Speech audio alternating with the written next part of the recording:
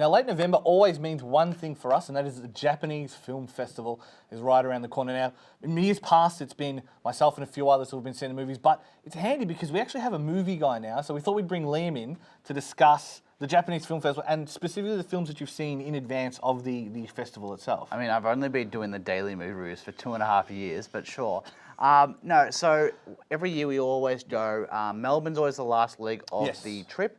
So a lot of other cities have already enjoyed it. As you said, it's coming up soon, and we've been very lucky to get a couple of screeners, which I've watched. And it is, the Japanese Film Festival is an interesting one, because obviously we have, Melbourne's known, it's got MIF, it's got all these zones where they're really well known for having these kind of diverse things, whereas being specifically focused on Japan and a lot of the Japanese produced movies, it really does run the gamut of, like, the amount of range on the different types of movies is just huge when it comes to this. And it's still only coming from the one country.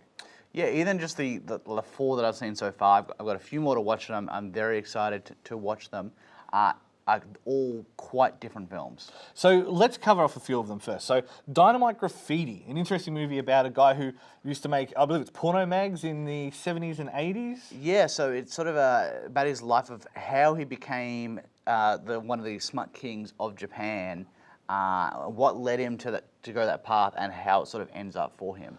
And obviously we have similar kind of like Larry Flint, things like that in the West, but it is a unique culture, especially when it comes to like adult movies in Japan. So I guess it's a unique take on, or I guess a unique insight, especially if you're not in that scene. Yeah, they explore sort of what elements of your childhood might lead to that, which is not like... As creepy as it sounds. No, it's not like, oh, this person was abused by their uncle, that's why they, you know... Yeah, it's nothing quite... It's not like that unfortunate situation. It's a bit more of a slow sort of, not descent, but a slow journey. Right, okay. And probably the other one that I've heard you speaking about very highly is One Cut of the Dead, which is a Japanese zombie film, which obviously, Japanese zombie films, 2018. But it sounds like it's a rip-roaring time. Yeah, it's a film set, and they're making a zombie film when the film set is invaded by zombies. Right. And it goes from there, and it is fantastic. I haven't quite started compiling my films of the year list, but I know this will easily be in the top 20, if not higher. Wow, that's a big call, because you watch a lot of movies, obviously. I do watch a lot of movies, but yeah, I really, really enjoyed that. Nice. And again, you mentioned we have a very different kind of thing. This one's a little bit more... I see what you did there. Yeah. This one's Sakita, The Show Must Go On, which is, of course, Sakita is the... The shoot must go on. The shoot must go on, my bad. It's in the written. It is. We don't use teleprompters. Yeah. Who is, of course, the photographer of the famous David Bowie photo where he does this. Yeah. Like, I don't know, I'm sure there's a name for it, but yeah. Yeah, so he's a Japanese photographer who did a lot of stuff with Bowie and Iggy Pop, and it's a documentary about his life and career, his relationship with Bowie, and how he's sort of developed his style and changed that over the years.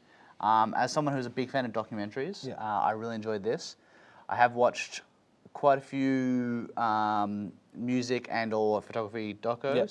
I think I probably enjoyed this more than like Bill Cunningham, New York. Right, okay. But I mean, I guess the subject matter is a little bit more interesting to you in the fact that you obviously enjoy David Bowie's music, and it's been 2 years now, so yeah. They sort of reflect on that.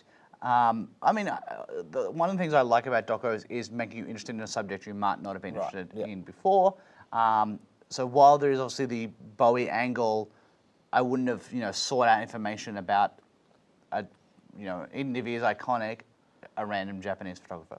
Rounding it out, the last one that you've mentioned you've seen is the Chrysanthemum and the Guillotine, which is set after the 1924. I can't remember which earthquake it is. One of the earthquakes. It follows two different groups in the wake of this sort of devastation and sort of also post-war World War I Japan. That is a female sumo wrestling troupe who travel around, and then a group of anarchists who are opposing the governments, and how those groups interact. It's like a 3-hour epic. So it's almost like a mini-series, like. Yeah, well, not quite that long, and not epic in the scale of like Troy, but like epic in the. Troy, Jesus. Yeah, I mean, there's like relatable characters in this film. Gotcha. But yeah, like it was an interesting watch. So if any of those sound interesting to you, do not forget to go down and check out the the Japanese Film Festival, the Melbourne leg of the Japanese Film Festival, 22nd of November to the 2nd of December. What's the other one you're looking forward to? I'm looking forward to seeing as many as I can. We also have a podcast which we're talking more detail about One Cut of the Dead and Cicada, and check out our Facebook page for more daily movie reviews of JFF. Oh, look at that, didn't even have to do it.